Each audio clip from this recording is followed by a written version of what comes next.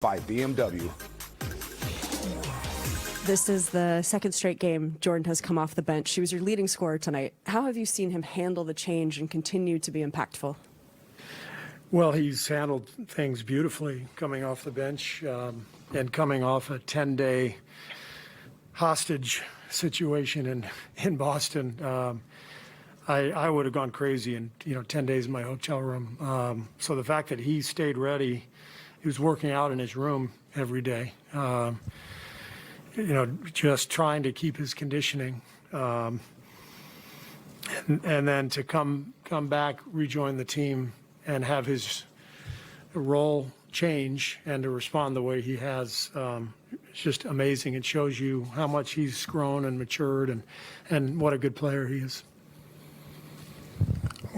How badly did you need what you got from him tonight, given that Steph was struggling? Yeah, it was huge. We needed all of his 32 points, and the early foul trouble with Steph. It changed our rotations, and so, what a luxury to be able to come off the bench with the guy who's just started, the first 35 games or whatever it was. So Jordan has turned into just a critical player for us, and he will remain to be critical. With all the guys coming back, even coming off the bench. Have you allowed yourself to visualize Jordan and Steph and Clay on the court together? I'm sure that'll happen. It'll be a great shooting lineup. We've got when Clay comes back, we've got a lot of different combinations that we're going to look at. But yeah, he was great tonight. I thought all in all, I thought we played pretty well. 39 assists, 12 turnovers. We shot 49%. We made 14 threes. We held them to 41% shooting overall. But that game was a testament to Heat culture. That was just straight Miami Heat basketball. They've been doing this for so long. Spo and Pat Riley over the last 2 decades have established a competitive spirit that's going to be there every single night. And we knew that coming in. We talked to our team about it beforehand. But honestly, that was one of the best performances I've ever seen from an undermanned team. They had every single guy out pretty much, and then Jimmy Butler goes out. But they seemed to beat us to every loose ball. They were just a step quicker, a little bit sharper. They made 17 threes. They kept competing. They kept coming after us, and cannot tell you just how impressed I was by that effort by Miami. Steve, what's been the keys to the assist numbers the last couple of games? 39 in consecutive games. When you guys are rolling, you're moving the ball, obviously making shots. But do you sense that maybe some of the players that are newer, or there's just more of a fluidity with everybody recently?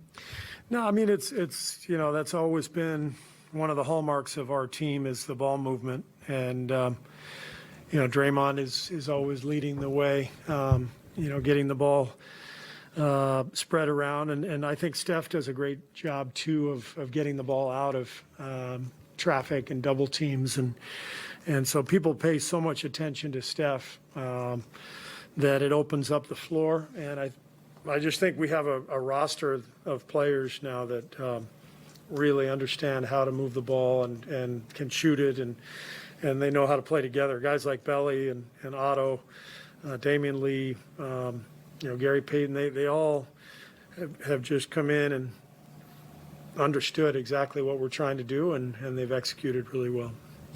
You mentioned Draymond, 13 assists. I think he had 6 in the first quarter.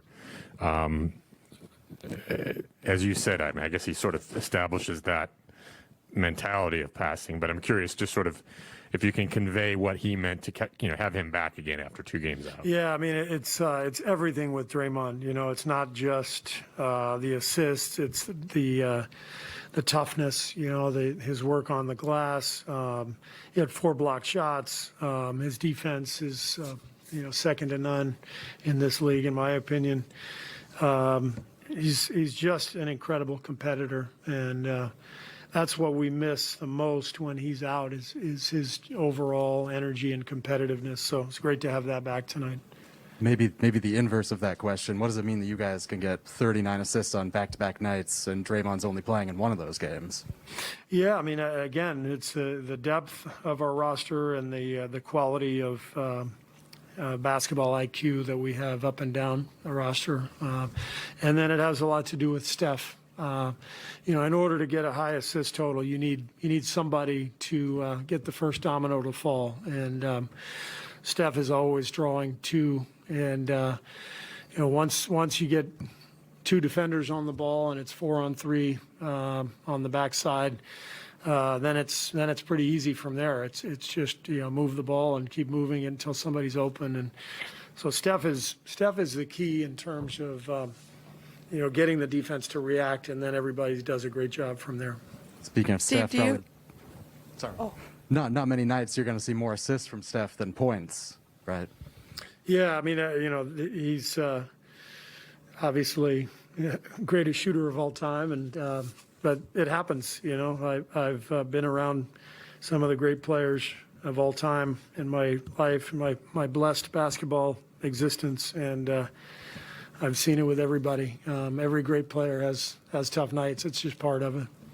Steve, do you sense that Clay realizes it's almost go time? I mean, he's out there entertaining the fans pregame and looks fit. His shot looks beautiful. He's happy, smiling, and just you can sense it's almost. Yeah, we could sense it on the road trip in Denver and Utah last week. He was really excited. He's in a great place mentally, spiritually, physically. So he's almost there. All right, that was Steve Kerr discussing tonight's